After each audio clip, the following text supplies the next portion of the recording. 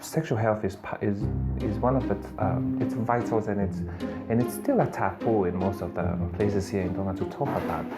We grew up in a very religious, very traditional setup.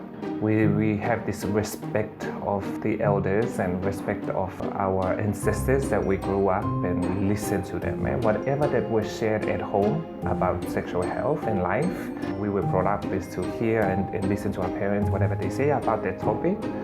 That's it, nothing else. Malolele, my name is Dr. Joseph Takai. I work here in Viola Hospital under the Ministry of Health. It is very important for you to educate yourself and to know about sexual health and how to do it in a safer and a healthier way. It's very important to have this conversation on these sexual reproductive health rights so that we can minimize misunderstanding about this part of life that we needed to know about. Some of the good stuff and the things that we need to know when we start talking about it is how to actually look after your sexual health. Sexual health is defined as it's a well-being of a person.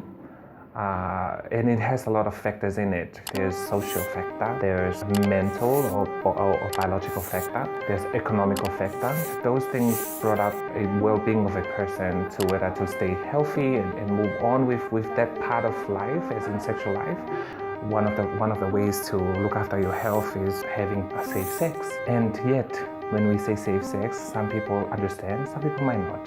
For youth and for young adults who are coming up to know how do they practice safe sex.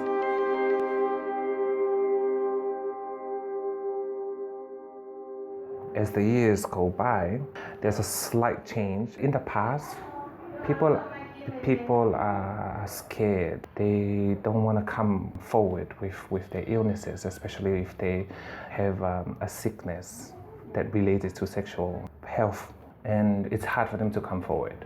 We always find them roaming around looking for information and seeking help in different areas, like asking their friends or their families to help them out in treatment. But now we have people walking in straight up and just say, "Oh, doc, I want to see you. I have this and that."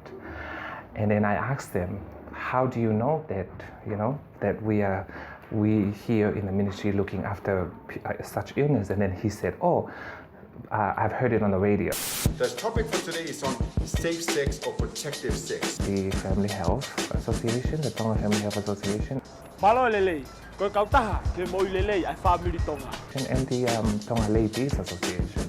Free testing and counseling are available from the Ministry of Health and the Tonga Family Health Association. E mau malawa o tokoni atu mehe ofisi o Tonga Leitis Association.